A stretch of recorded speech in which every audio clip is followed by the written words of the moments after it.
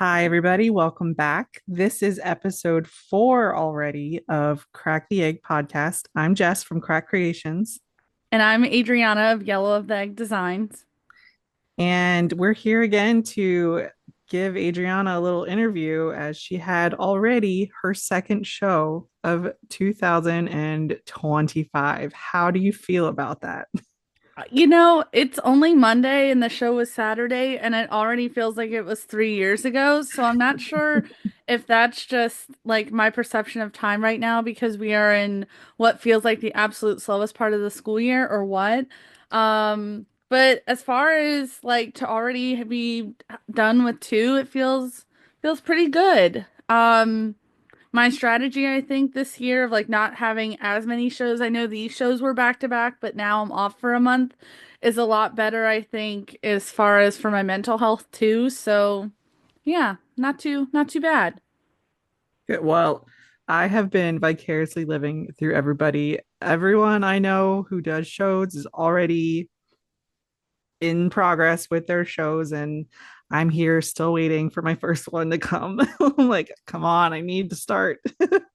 It'll be really good once it does. I think I what's nice for me is like this is now like year three, and because I went through a whole year of experimentation last year, I feel so much more just confident in myself and knowing like kind of being able to manage my expectations a little bit as far as how I think a show is gonna do. And I feel like so far I've been not maybe in terms of a been within a certain distance of like expecting a certain number sales wise, but I feel like I've done a pretty good job of estimating like what the traffic's gonna look like and what people are gonna like at certain markets versus others, with even just the two that I've done. So it's definitely nice to be back, and it's also nice, financially to finally have all this like hard work that I've been putting into the off season rewarded and being able to justify all of the yarn that I have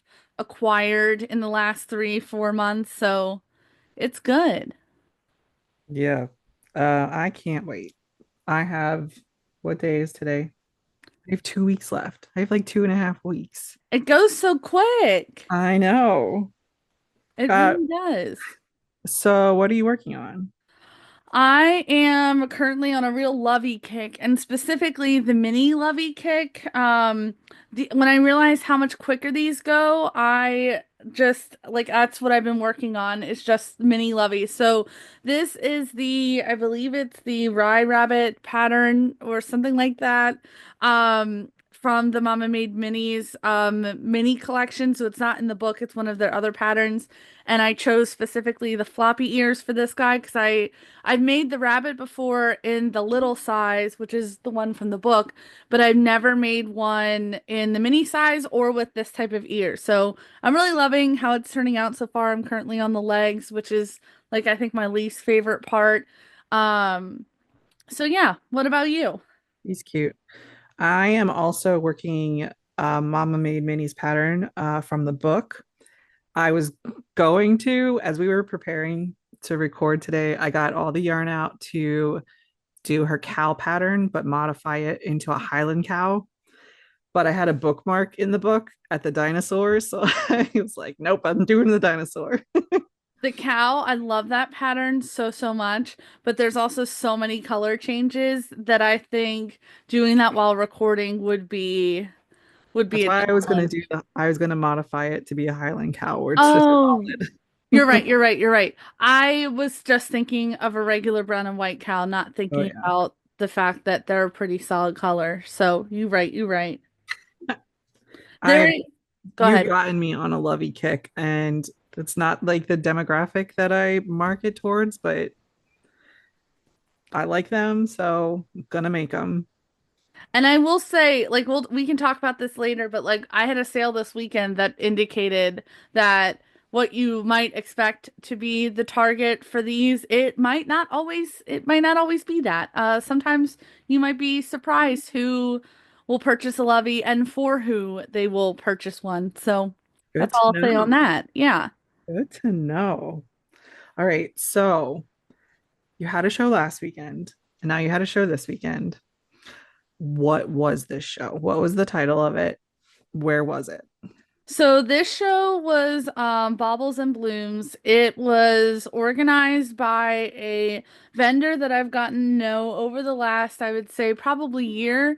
Her name is Heather, but her business is Lucy and Lee, and she does handmade leather earrings. What I love about Heather, there's many things. She's like a very real person, like on social media, as far as like she's very down to earth, and she, is very honest about her experiences as a vendor. But also she is a teacher or was a teacher. She recently pivoted into a new career within education. But I love that about her because seeing her come home from school, because she'll get on her Instagram stories every day and kind of talk about her plan for the evening, among other things, and watching her come home from school and just be this boss lady what is just so inspiring to me and like is exactly the kind of energy I want to be able to bring to my business after a school day.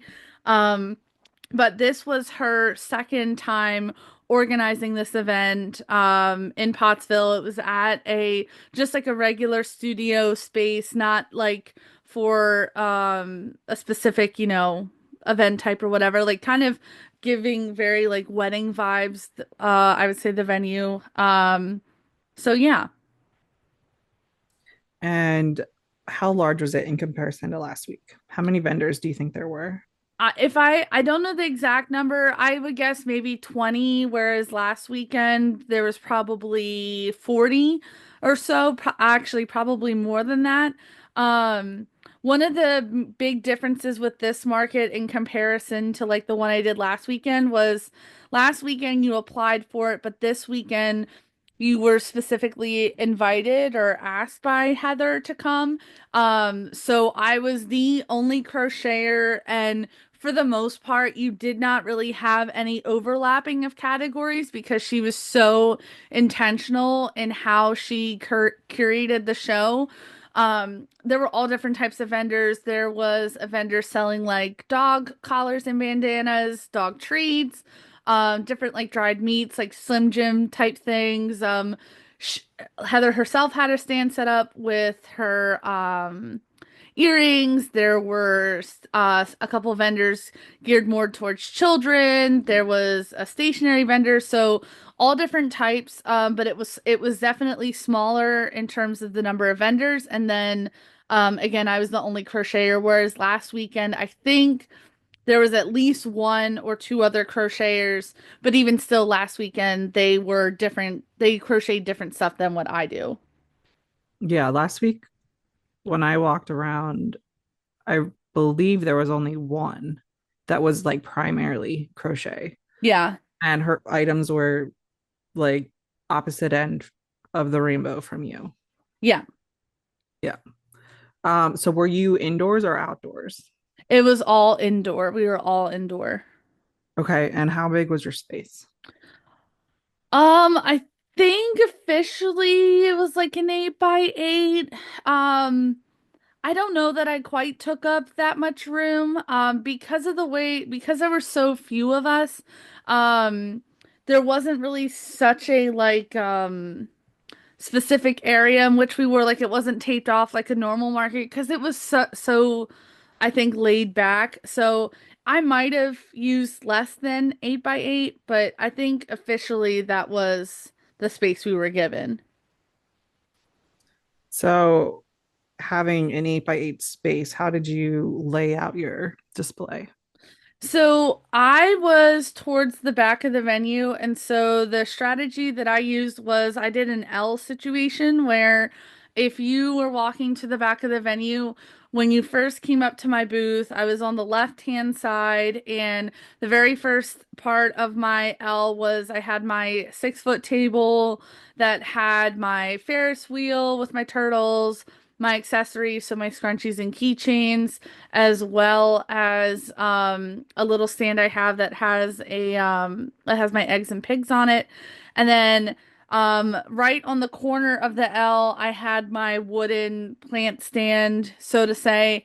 And that had both my anchor, peeps, my loaf cats, and the different cacti that I have, and then the other side of the L, so that had my two grid walls of my mini loveys and then my little loveys. And so that's how I chose to organize myself. I was gonna try to do a U shape, but it would have forced people to like walk between me and my neighbor, and I felt like that I didn't want that for them, so I figured I'll just go with the L shape. It's not what I normally use, but I think it worked well for the space that I had and where I was located in the venue. So, yeah. So that display is different from last week. I think you had less space last week. Hmm. Did you prefer one over the other, or were you able to work with both spaces to the best of like use the space at its maximum? I think if I had to pick, I liked this week's setup a little bit better from the standpoint that things were like grouped together in a way that I thought made sense. So like last week I Like wasn't your able. product was grouped together?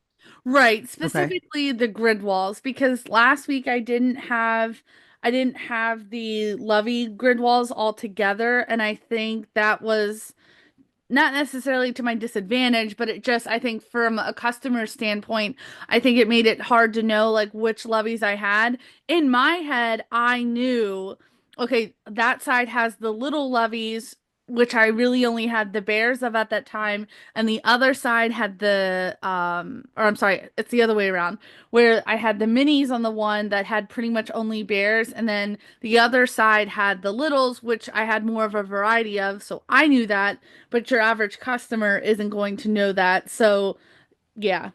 Right. It's hard to, from a customer standpoint, to really know what you're going for sometimes. Right. And I think that's something I want to do like moving forward. I've been looking on Amazon for different smaller updates I want to make to my booth. And one of the ones I'm thinking about is having straight signage that defines the difference between the mini levies and the little levies.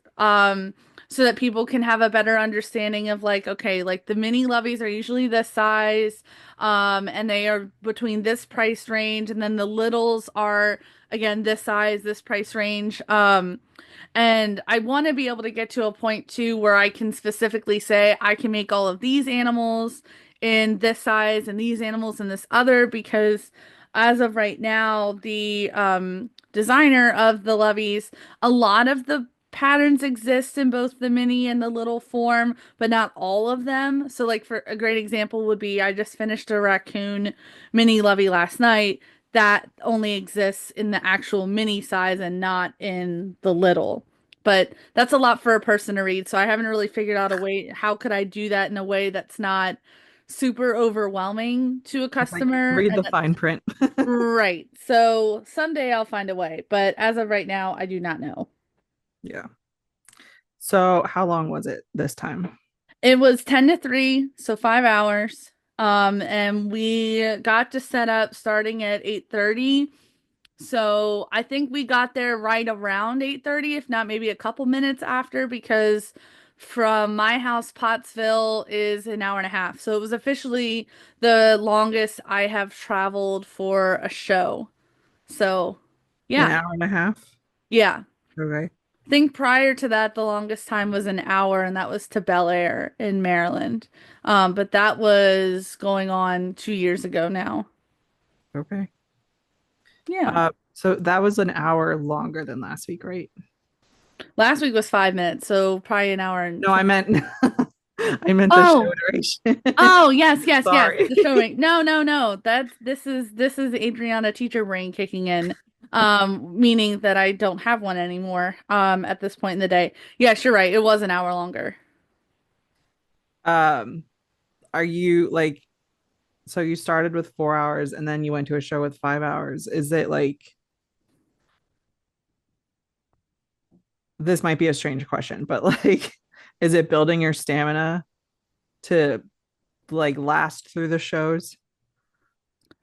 I think so. I mean, one thing I'll say is like the show last weekend was a lot harder for me because like normally what I'll do to pass the time is I bring stuff to work on, like usually to crochet. I try to save like all the tasks I don't want to do for the very beginning of the show when I'm still waiting for like traffic to pick up or when I finish setting up early. So like embroidering eyes would be a great example. Um but like last week, it was hard for me to actually crochet during the show for a couple different reasons. Number one, it was busier, and number two, I had more people, like family and friends, coming to see me than I did at this show. Whereas it was just my boyfriend, who was my helper, hanging out with me, and he was playing video games on his iPad. So it was just kind of like I could crochet. So I feel like in some ways, the time it didn't feel like the time went by any differently, even though it was an hour longer, because I feel like this time, instead of having people to keep me busy, I had crochet to keep me busy. Um, and it looks like most of my shows this year are gonna fall between the 4 to 5 hour time range. But for not being at it in however many months it's been, it didn't, I wasn't like dragging necessarily by the very end of it or anything, if that makes sense. No, that makes total sense. I get it.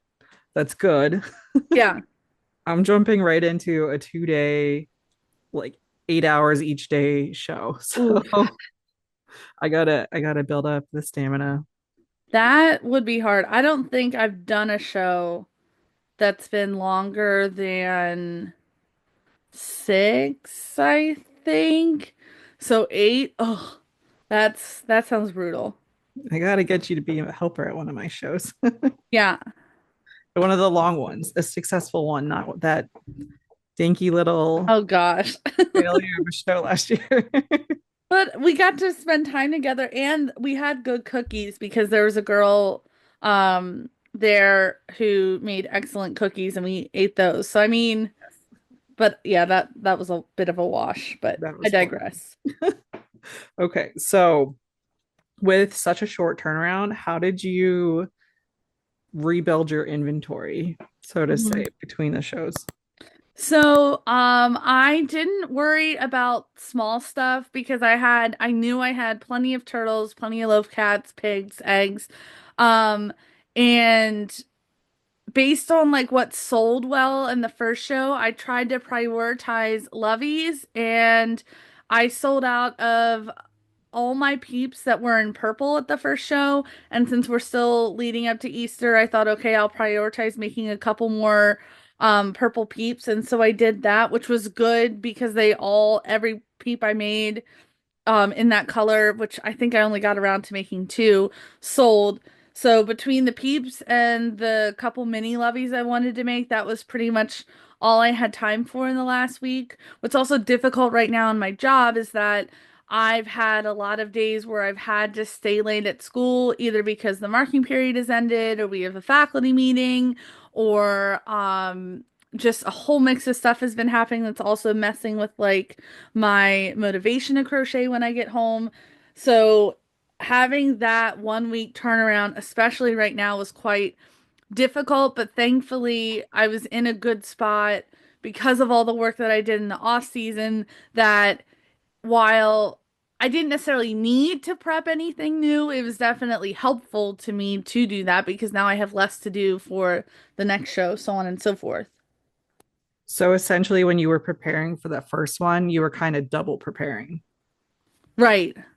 Yeah. Well, and my thought process too, like in the off season was like I gotta make as much as I can while I have this time now because like once the markets actually start, it is so difficult, especially when I'm balancing this job, trying to keep up with everything. Now, come summertime, it'll be a very different story, but yeah, I did have in the back of my mind, okay, that I know that I'm gonna have this back-to-back situation. I need to make sure that if nothing else, like I have lots of the little stuff because I sell that stuff in larger quantities.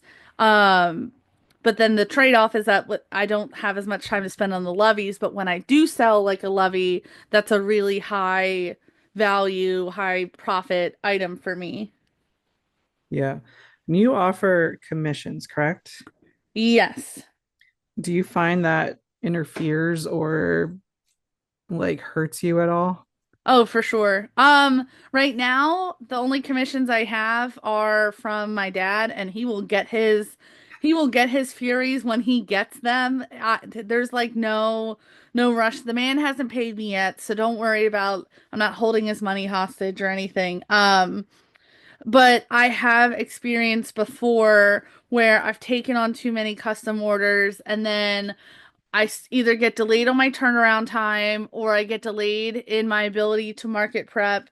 And so that's something for reasons we'll get into later that I'm trying to find a better balance with this year and being a little bit more intentional about the turnaround times that I give people and making sure they're okay before they say they are interested in a custom order. And I'm also trying to this off season hasn't or this market season hasn't come up yet, but also trying to be a little bit more selective about the commissions I take.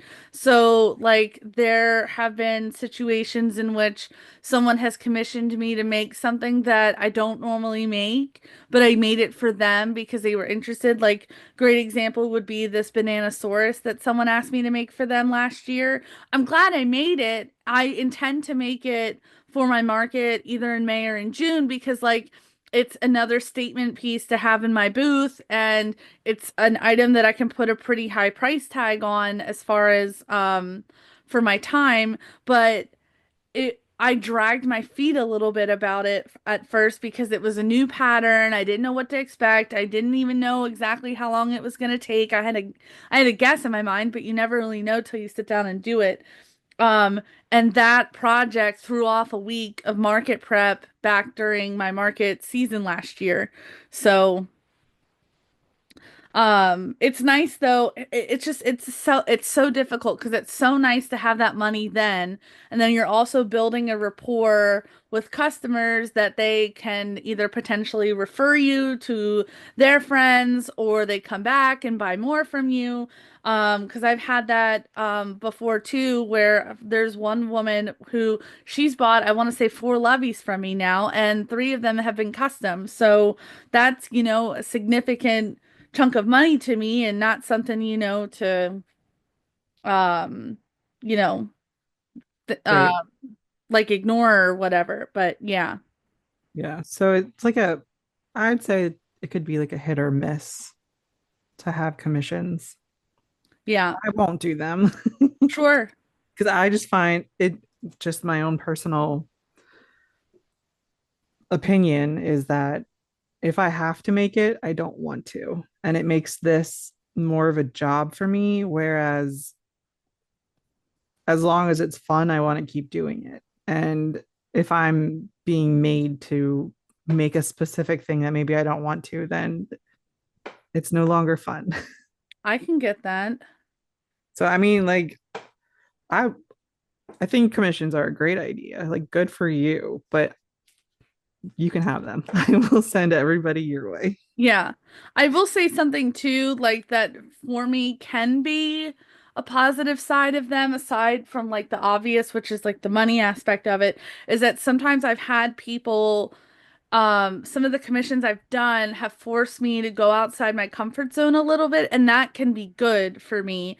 Like I had someone last year, I had never made the dragon lovey before, but she specifically wanted it in pink, and that was like also a color combo that wouldn't necessarily have come to me naturally, but now it's like that's definitely something I want to make again, like in that specific colorway, and I think that can be really beneficial to me in terms of keeping me a little bit more, keeping my like creative juices flowing a little bit better, so to say. Yeah. Because I definitely have my comfort patterns that if I could make this specific item in this specific color multiple times, I will absolutely do that. I have a really hard time getting myself to branch out and consider like what other colors or what other details could I use with this specific pattern.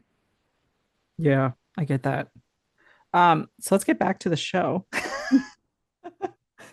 What was the foot traffic like?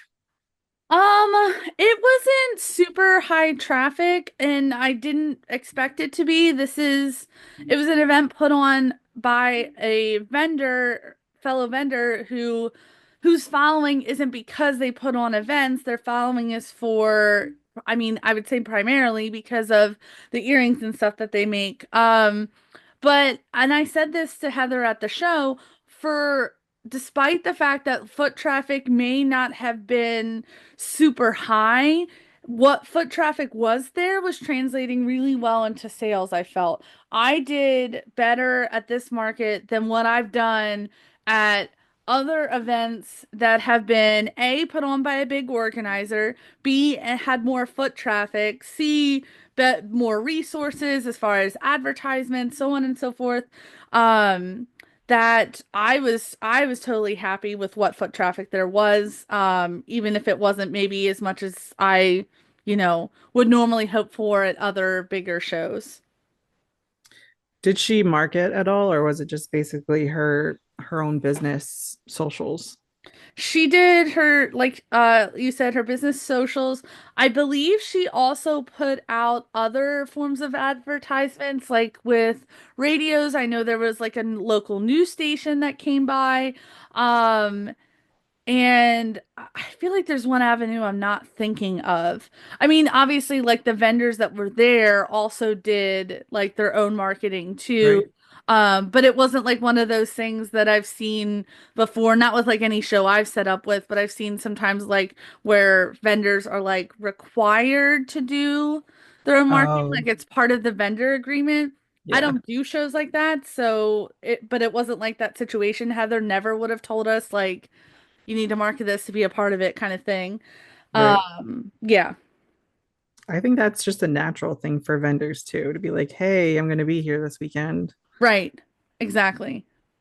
Um, so what was your booth fee? You had an 8 by 8 space. It was $50. And when she specifically asked me if I was interested in vending, she was very transparent about the fact that the fee was going half towards, or not half in terms of like literally $25, but it was going in part towards any cost needed for advertising. But also, what was nice about this event was that she fed us vendors. So That's good. yeah, she got wraps for us. There was other smaller food. She had water for us um which like isn't like a requirement for shows, of course, but it was the first time I had been at a show where the vendor did that. And granted, it was a smaller show. I'm sure she was, it's a lot more feasible to feed 20 people than it is, 40 or whatever. But I appreciated like the care and level at which she wanted to take care of us vendors. And I know like a lot of us don't set up or aren't based in Schuylkill County where this was all held. So it was also really nice to like have her appreciate the fact that a lot of us did have to drive a considerable distance, but yeah. Oh, yeah, you mentioned that. You said most of the vendors had to drive about equal distance that you did. Yeah, so about hour and a half. Yeah. Okay. So, did you have a goal for this show? Not No. really. I tried to like manage my expectations and because I knew like this isn't being put on by someone who has a specific following for the events that they do. Like I didn't really have like any high expectations. Like I was going to make my booth feedback at least. Like I was pretty confident of that. If nothing else, like the group of vendors that she had, there were um there were many that I've never interacted with before, and so I knew, okay, even if I don't get opportunities, even if I don't get sales from customers off the street or whatever, I'm sure I'll probably get something from fellow vendors or whatever. But I would say normally, at least where I'm at right now with my business, I don't go into it like with a specific goal. like a numerical goal in mind of what I hope to hit. I mean, hitting the booth fee is always great, and knock on wood, I haven't had a show yet where I haven't hit the booth fee, but yeah, I didn't really have a specific numerical goal, just to have a good time and enjoy it, I guess, but that's not the answer anyone's necessarily looking for. No, it's answer enough, I think. So, yeah. Can't be recording and doing things that require counting. No, I get that. I'm like, I think I I'm just messed up this dino hit. Well, right now I'm like, I think I might have screwed up this foot on this rabbit, and I'm like looking at it because it looks funky, but then like when I look in the pattern, he does kind of have like a different foot than what I'm used to them having in their patterns, so maybe it's fine. I'll find out when I make the second one. If it doesn't match, then I might have to tear out the foot and start again, but there are worse things I've had to do when crocheting, so I'm sure it'll be fine. I've been so used to recently, especially with her patterns, the single crochet so many and then two together. Like Mm-hmm. repeat that. But this one is single crochet six, single crochet two together six times, and then Yeah. single crochet six. I did single crochet six, single crochet two together continuously. I'm like, this is not right. That's fair.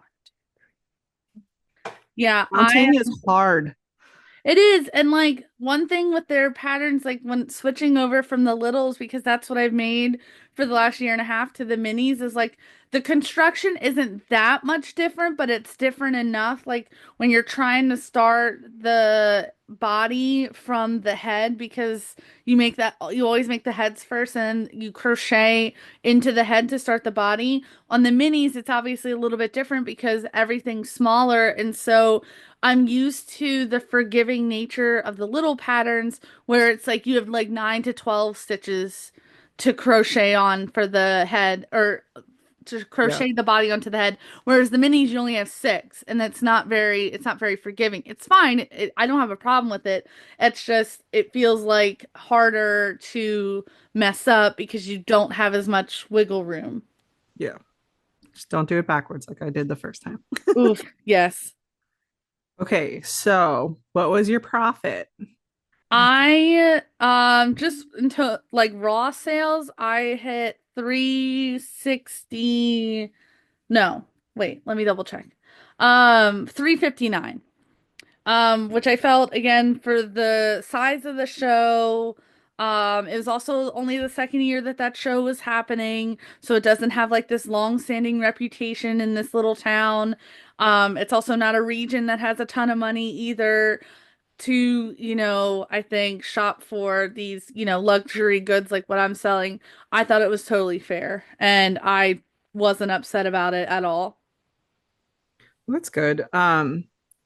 Since you were invited and you did a show with her, does that kind of guarantee you a spot for next year, or do you have to be asked again?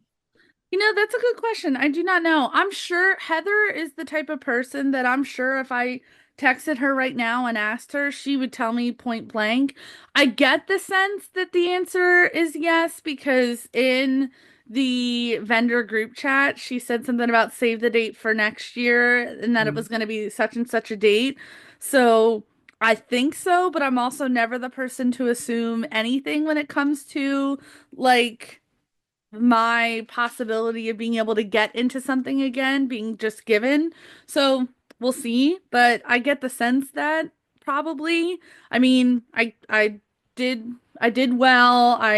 Marketed the event. I think she saw that. Like, I did well as far as like both sales and I, supported other vendors. And so I wouldn't see why not, but yeah. It sounds like at least you'll get like a right of first refusal. Yeah, right, exactly. Would you do it again? I think so. Despite the drive, despite that it was a smaller show, I would. I really just liked the vibe of the day because it was all I'm gonna feel awful if this isn't true, but I'm like 99% sure it is. Like everyone there was women owned, and it was just like this really great atmosphere of like vendors supporting each other, and I didn't like get the sense of like any like competitive like vibes or whatever. And I thought it was well organized, and I really enjoyed, my conversations with other vendors. And um Pottsville also has like a little bit of a special meaning for me because the very first time that Alex and I, my boyfriend, hung out as friends, um I was still dating someone else at the time, but it was the first time we were friends, hanging out as Adrianna. friends. Listen, we were friends. I mean, maybe not on his side. Like, I think he liked me before I liked him, but this isn't a dating podcast. So, anyway, but, he and we went to the Yingling Brewery together and we did a tour of it. And I had already done the tour, but he had never done it. And so we went there and we hung out for the day. And it was cool going back. We didn't go back to Yingling this time, but it was kind of nice going back to this place that, like, it's not where it all started for us because it was a bit later that anything actually happened. But it was just nice to go back to this place and kind of remember, like, maybe not necessarily the beginning of like a romantic relationship, but the beginning of our friendship. And yeah, I thought it was nice. That's fun. It was also good too, I think, to get into like a different market because I feel like I can pretty much say with certainty there was no one who came to that show who had seen my stuff before. Even some of the vendors I had never set up with because they only set up in Schuylkill County or like that region of Pennsylvania, and I don't make my way up there. So I'm getting a chuckle that you said Google because now I'm just imagining our listeners trying to pronounce it. well, and I know I'm We not should even show them saying how it. it's spelled. Oh yeah, it's nothing even like it. And I know I'm not even getting it 100% right, Oh but yeah. it's so hard for me because there's like half of that word looks like it should be pronounced one way because it looks Yep. very German, and then it's not pronounced anything like what you would say in German. And so, ugh, I'm trying here. You did good.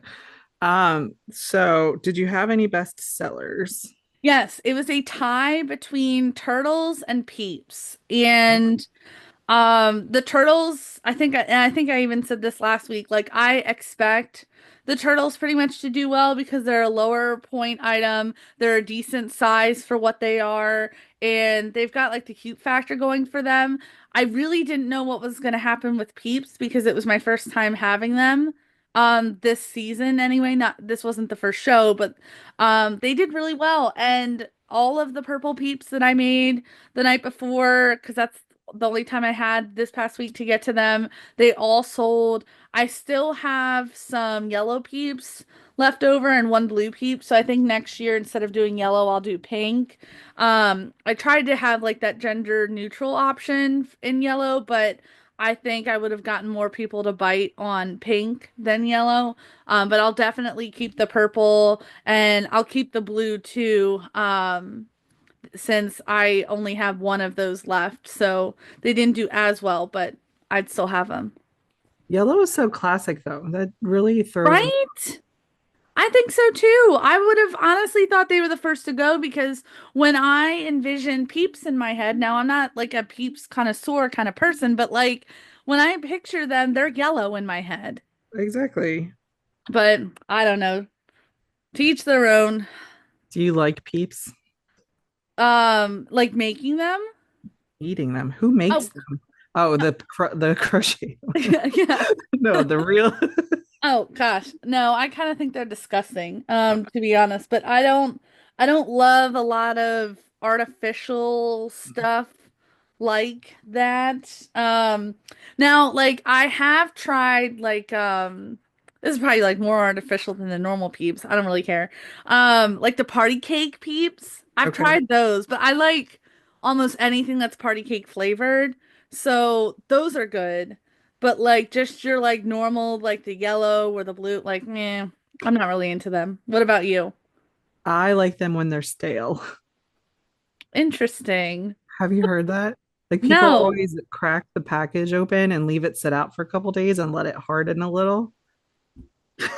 So what's the texture like then? Doesn't that defeat the purpose of them being soft? I can't explain it. It's just it's very satisfying to have a just it's still squishy, but it's just a little tougher. Does the whole thing get like that, or is it like only like the outside part of it? No, the whole thing. Interesting. I don't know. I guess in my head I was imagining something like where the outside gets a little crunchy, but the soft or the inside's still a little bit soft, and No. it's kind of like that two texture thing that you get like eating a chocolate covered strawberry, for example. That's a little more extreme than what I have in my head, but No. yeah, No. I see. Interesting. So did you have any interesting customer interactions? Ooh, um, I did have, I'm sure I had some negative ones. I can't think of them off the top of my head. They'll come to me. I had some positive, interesting ones, I think. So, specifically, one of the interactions I had was with the chef. One of the things, in addition to having like a bar set up, they also had like, it wasn't like a full order restaurant situation, but they had like specific like food you could get. Like lobster roll was what I got, and then they had some other stuff like stuffed mushrooms or whatever. And I swear the chef must have come by. Like, I mean, granted, I was right by the entrance, but like specifically come by to say something to me about my stuff. I want to say at least three times. And like, he just like the first time it was like, oh my gosh, like you are just so talented. And not that that doesn't mean anything to me, it does, but I do hear that often enough that I'm just like, oh, thank you. I appreciate that. Because, I always have in the back of my head that, you know, the people who are coming to these events and stuff, for the most part, aren't really that much of experts as far as crochet goes. And um, yeah, so I don't know. So for me, it feels like I don't have to do that much to impress that specific group of people because they're not used to seeing it in the same way that I am. Which, that can go another way too. But and then like he came back another time like and was asking about the anchor, and like he was like, I don't even know what price you have on it, but I'm sure it's worth every penny, and like how long it took me. And so that was really nice and I appreciated that a lot. And then he came back a third time, and the third time was to buy for his wife a penguin lovey, which I've had this penguin lovey for over a year. And like I think it's adorable, but I just kept sitting on it and sitting on it. And so I haven't made had to make any because it hasn't sold. I've made it in a custom order before, but to sell at a market hadn't happened. Did he And buy it? Did you sell him? yeah, he bought the penguin for Yay. his wife, and I couldn't believe it. And he was just so kind and so complimentary, and I got to see her reaction to it when he gave it to her, and it was just so sweet. And it was also what I was talking about earlier with like unexpected because I've never had a man buy a lovey from me, much less a man buy it for his wife. And like just the way like she hugged it when she got it, like and they weren't younger people. I want to say probably in their 40s. And it was just really cool to be able to see like a different group of people or different type of person enjoy this item that in my head is very specifically for a baby. But this woman must just love penguins. And yeah. So that was, I think, probably the most positive interaction that I had. Um, I really can't think of anything negative that anyone did, There said. doesn't have to be a negative Yeah, interaction. but they happened, I think, so often. And what's Yeah. sad is like, I think it's human nature that that's commonly what we keep in our heads or what we can remember. But like, I've been very lucky so far this year that I haven't had those yet. I know they're coming. Like, I know they are because I I hear what people say under their breath when they see how much a lovey costs. Like I know it's gonna happen, but for now it's been good. People have been really appreciative, really supportive, and even if they don't buy something, just, giving me a compliment is really, helpful. So I'll take it. I like that you're starting the year off strong. Yeah, and I think like it helps a lot also with, my imposter syndrome that I have in every aspect of my life, but especially going into this year where I did do so much work in the off season. I really tried to be as disciplined as I could with market prepping and to be able to feel like what I did is paying off and like to see that like instant reward. Like so far, all what I've made has gone, specifically to my car because it needed tires and inspected and all that stuff. But like going forward to be able to then take some of what I'm making and invest it back into some of the things I want to do in the business. It's cool to be in that position that this isn't just paying for me to just keep buying yarn and to be in that cycle, that it's also making other impacts in other parts of my life. Someone asked me that question last week. Like, why are you just doing this to have money to buy more yarn? It's like, no, actually, it helped me when I bought a house, having to buy appliances and stuff. So Right. Like it can be really lucrative, I think. And um there's still like a business savvy sense to it that you can't just like buy yarn all the time, although I haven't quite mastered how to not do that yet. But when like yarn is only $5 at Ollie's, it's oh been my out of stock. You gotta load up. that so have we talked about that since I don't think so. that sale happened? I don't know if we did, but the box that is currently sitting in the front stairwell in my house, it is like the size of my dog. And like it's huge. I have nowhere to put it right now, but like I'm gonna need it. Like most of it's the smoky green. That's what I use for turtles. Like it's just still sitting down there and like it looks bad and I need to move it. But like if you saw the state of my craft room right now, like it's horrific in here because the amount of yarn that I have is now outstripped my ability to store it. So That's why my box is still in my car. How many weeks has it been now? a few, but well, no, not true. I think what was it? It was the Friday before this I think past it was Friday. So 2 weeks. it's like we're going on like a week and a half. Yeah. It could be worse. There have been things that have sat in my car way longer than that. I've So already been judged for it. but like you gotta get the deals, and especially with Joanne going out, like it is what it is. And that was like honestly the best yarn selection I've ever seen from them. So I hope it continues. I don't know if it will. I don't know what the circumstances are that allows Ollie's to buy a very specific selection of yarn, but I'm here for it. So I don't know that I ever want to go in that store again. it is an experience. It is. I have only been going there in the last, I would say, year or so because of when they get yarn, but it's not really that often that they get in big shipments like that. Yeah. I I think I'm pretty set on smoky green for a while. Yeah, same. I think even if I, went gung ho into making dino loveys, I think I would still be in a really good position. Yeah. I'm like, I'm not making pickles fast enough to go through Right. this. All right. So any last words or thoughts about your show?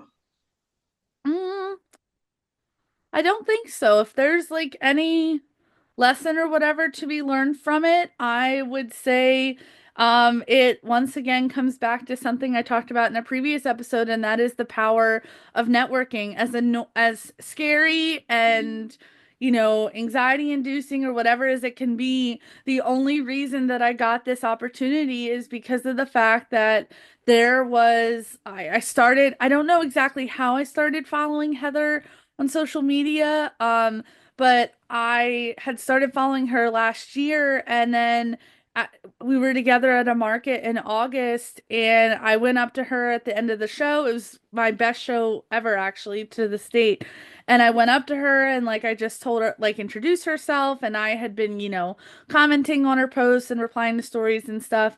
And um because of me introducing myself to her, like, she was able to better put a face with the name. And I really think that it's because of that, and the how much I've kept in contact with her on social media, that gave me this opportunity to be at this show. And so, you know, network with people. And it doesn't have to always be like in the back of your mind for some kind of business reason or gain or whatever. It can also just be to have another vendor, even if they have nothing to do with what you're selling, in your corner to celebrate with or to commiserate with.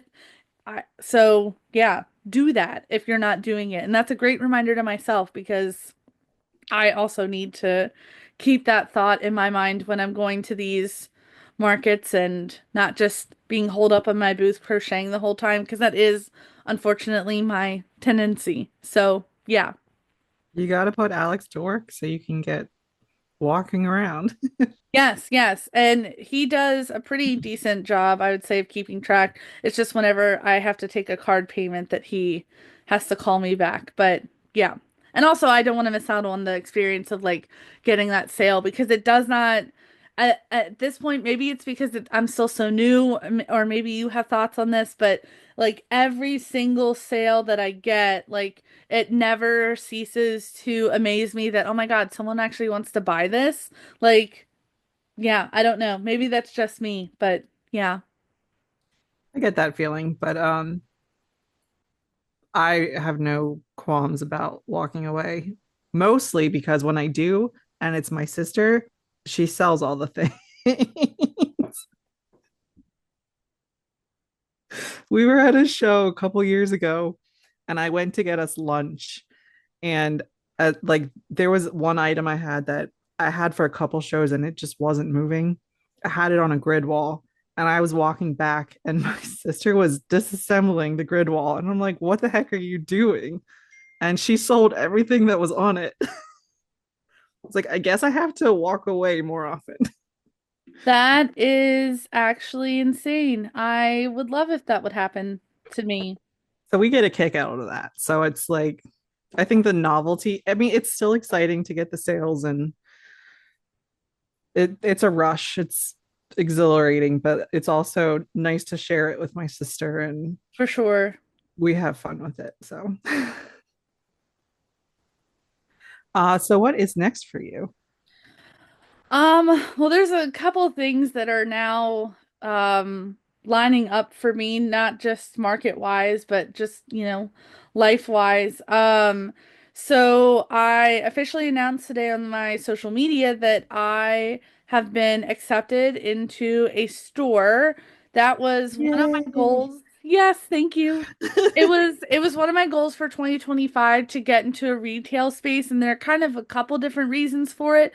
Number one, it's just like an avenue of business that I have not yet explored. And so I was really interested in the opportunity to be able to do that. I've also heard from both different vendors and different crocheters who are in brick and mortar spaces, like some of the benefits of it.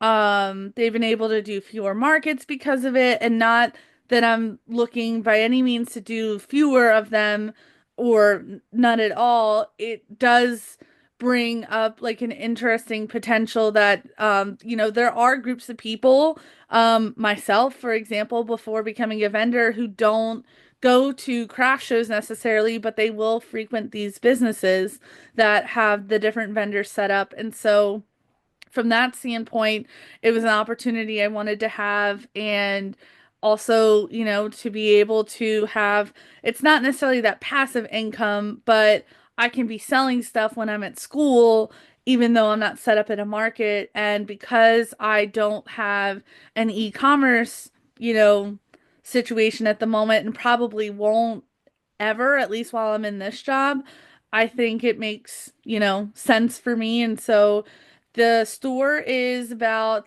2 hours away, so it is a bit of a drive for me. But it is up in Nazareth, Pennsylvania, near Bethlehem, and it is called The Hive. They are moving to a new space, which was allowing them to take on new vendors. And so I applied, I got in.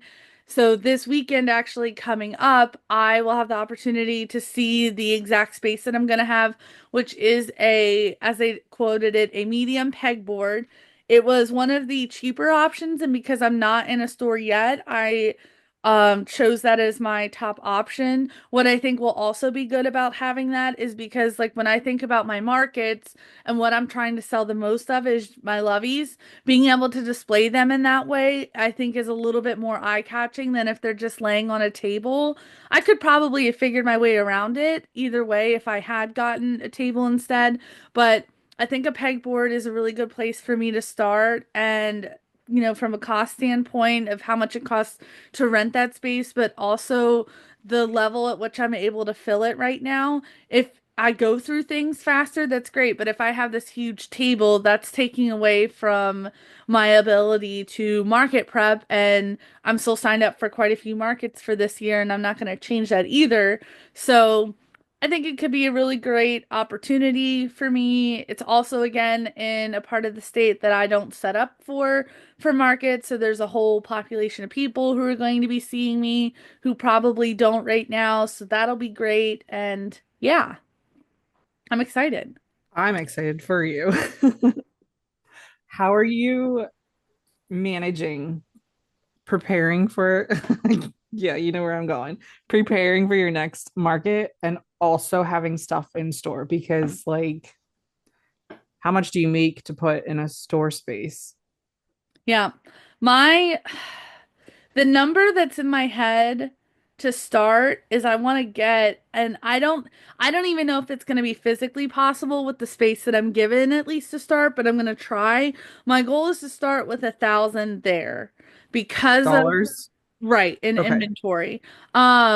I have more than $1,000 in inventory now to take from, but it does mean I'm going to be taking from my market inventory to put it up there. Now, I'm not going to be looking to sell exactly everything that I have at my markets there. Um, Partially from the idea that, like, if it's not a high seller at a market, I don't know if that's necessarily going to mean it's a high seller there either. So I'm going to mainly focus on like my loveys and then the smaller plushies. So like I already know I'm not taking an Anchor the octopus there. That would take up almost entirely the display space that I'm given anyway with this pegboard. Um, There's not really a good space for him. right, and I wouldn't even know how to display him anyway in a Mm-mm. way that wouldn't take up tons and tons of space. So there's that. I'm also not taking, like, I have crocheted plants. I'm not going to take those. They tend to be on the bigger side too. So trying to figure out how to display them because they make baskets, of course, that stick out quite far. I know you have something like that for your grid wall, but for this pegboard, because it's in a store, I'm not going to be able to just have, the space that extends, Right. endlessly. So definitely going to be sticking mainly to loveys and the smaller things like the turtles, pigs, and eggs that I make, and probably throwing in like some other smaller stuff where I can. Um, yeah, that's my plan, at least to start. So we'll see if when I get up there and I start laying out the space, if I can even fit $1,000 worth of stuff. But that's the number that's in my head to Yeah. start.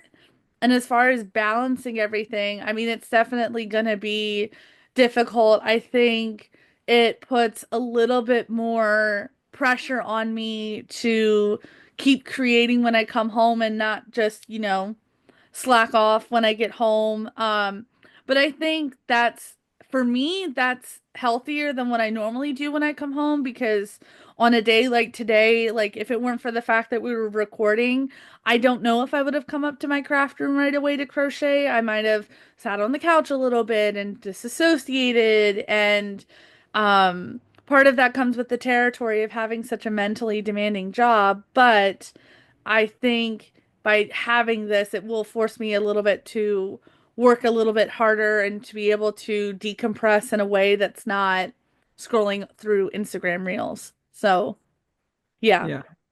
And plus too, like the summer, it is, although it feels far away, it is coming. And I think once summer hits and I'm able to dedicate all of my time, like last summer, what was hard for me as far as to be able to market prep was that I had a part-time job at a grocery store.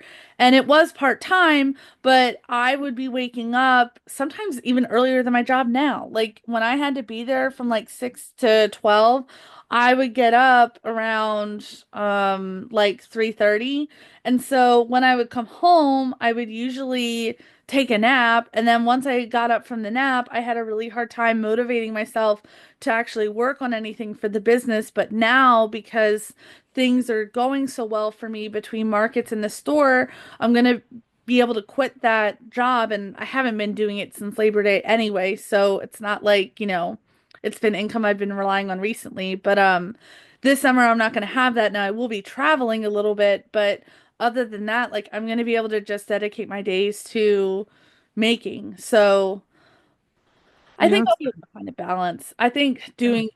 I went into this year already knowing I wanted to do fewer markets. So I think that will help too, that I'm not scheduling myself every single weekend for markets. I've really been much more intentional and for the most part, I only have one a month as of right now scheduled for the rest of the year. And I'm probably going to have to, as hard as that might be, especially in the holiday months, I'm probably going to have to force myself to stick with that.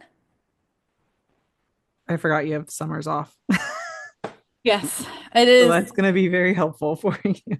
one of the few benefits. And like we were talking before recording, I do have a 4-day weekend coming up with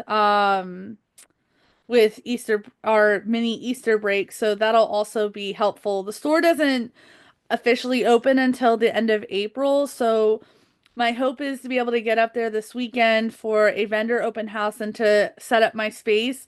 But there's a good chance that, like, by opening weekend, I might need to go up one more time, both to like celebrate the opening and, make content and stuff like that, but also maybe to take up a few more items if I don't get quite as much space or filled as much as I want to, I guess. Yeah. When's that? April 26th is when the store is currently scheduled to open. I don't know. I don't think that's going to change, but yeah. I was gonna say I'd go with you, but that would be the weekend of my show. Yes. So, so it'll be cool. So I'm excited to like share with you guys how it's going. I think it's going to be something that, I can definitely talk about in the podcast as far as okay, how to get into a situation like this, where to go.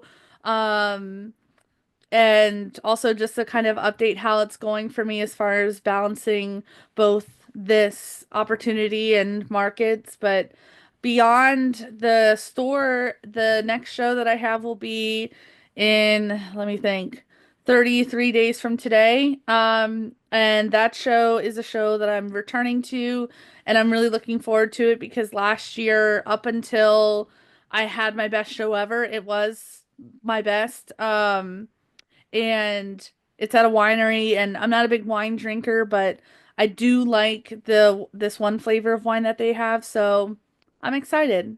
So yeah. Meaning Adriana's gonna get sloshed while she's working. I didn't last time. I didn't have time to drink last time, Okay. so I feel pretty good about that, but I mean, if it does go poorly, then well, Oh yeah. you probably guess that that's what I will be up to. But yeah. And yeah, so that's what's coming up the pipeline, and so I'm excited for that. And yeah, Yay. I can't wait to hear about the store and what your experience is like. I'm excited to be able to share like pictures and stuff about my setup because like as of right now I have a vision, but I don't know what that's going to actually how that's going to actually translate. And so I'm excited to like share with you guys what the final outcome is as far as like what I come up with and what I'm able to display and any ideas I have going forward. I'm also thinking about trying, I don't know if I'm going to manage it by the opening weekend, but Teacher Appreciation Weekend is the first week of Mm, May. So that is something too that I want to try to have like more, because of the store being open more, I can also try and experiment more with like themed stuff. And this year I don't have a market that's like in the 2 weeks leading up to Teacher Appreciation Week when I think people would actually have like the awareness to start buying stuff for their kids' teachers or whatever.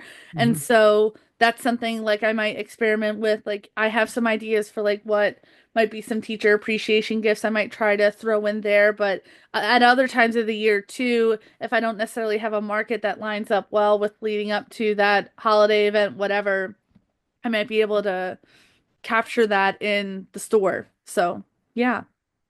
It's fun. Yeah, it'll be something.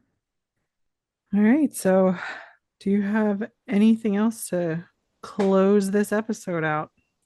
No, I think we're good. I'm excited because our next episode will be your first breakdown or first Yeah. debrief for markets of 2025, and I'm excited to hear how things go from you because your shows are very different from mine, and I think that is something we can all look forward to. Yeah, I'm already stressing.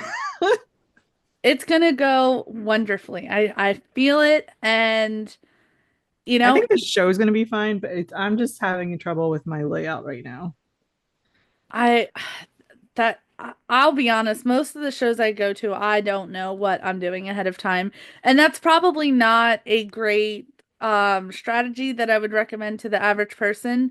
But for me, I live my life that way. Like when I go into school, like I a lot of times don't necessarily have prepared everything for the day and everything's laid out. Like sometimes that pressure of time forces me to think in ways that I don't normally when I do have the gift of time. So, but yeah, I don't recommend that for the average everyday person. I don't think that's probably healthy, but that's how my brain works. So, yeah. That's okay. So I guess that's it for this Yeah. episode of Crack the Egg. Thank you guys so much for listening. Please continue to give us your feedback in comments on Spotify, letting us know on our social media what type of episodes you'd like to hear more of in the future. If you have any questions about markets in general, please feel free to reach out to us. Jess is at Crack Creations on Instagram and Facebook, Crack spelled CARAIC, and I am CRAIC. CRAIC. Is that I not think what you it? said CA. I don't remember. Listen, I might be done for the day. Oh, yeah, it's all good. So in any case, and I am at Yellow of the Egg Designs on Instagram and Facebook, and we will catch you guys in the next episode. Yeah. See you later. Yeah.